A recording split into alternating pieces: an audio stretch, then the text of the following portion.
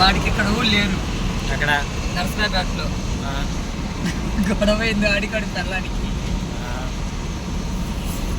పాపం అమృత వైన్స్ కాడికి వచ్చాడు. ఏంద్రా ఏడుస్తున్నావు ఏంద్రా అన్న. పెళ్లి చేసుకోవద్దురా అంటున్నాడు వాడు.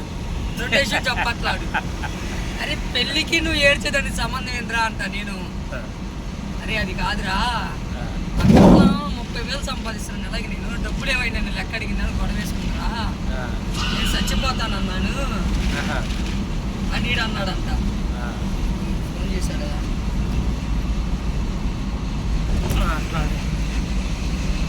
తిరుపతి వచ్చాము, 10 కిలోమీటర్లు అన్నారు. 10 కిలోమీటర్ల దూరంలో ఉన్నా అన్న మార్కెట్కి.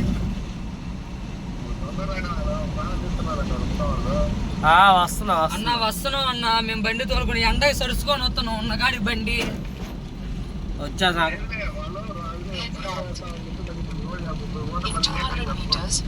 కరెక్ట్ గా 10 కిలోమీటర్లు ఉన్నా మీరు పెట్టిన లొకేషన్ కి. కొద్దిగా ట్రాఫిక్ ఉంది, టర్నింగ్ లో వచ్చేస్తున్నాం. అది వచ్చేస్తున్నాం అన్న. ఎండగా అన్న కొద్దిగా లాక్కొనే వస్తున్నాం బండి.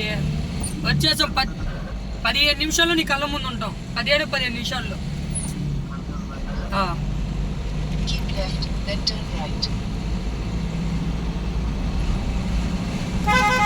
కొత్త నెంబర్లు వచ్చినాయి, బ్లాక్ లిస్ట్ లో పడుతున్నాయి అన్న.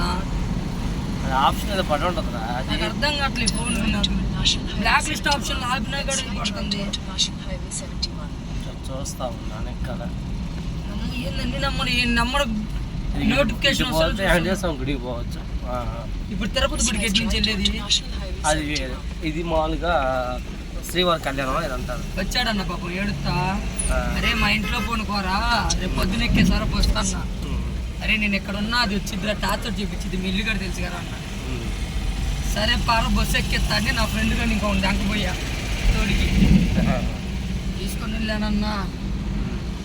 ఇంకా చూడు ఈ జంక్షన్ పూర్తి అయితే కానీ నీట్గా రోడ్డు మీద దరిద్రం కొద్ది వాళ్ళ ఆవిడికి కానొచ్చా అన్నా, లోకేష్ ఏడన్నా అని అడిగింది. నాకు ఏ విషయం చెప్పలా. ఏంద్రా లోకేష్ గా అన్న, మీ ఆవిడ ఇట్లా అడుగుతున్నాడు, చెప్పబాగా అన్నాడు. ఇలా ఉన్నాడు,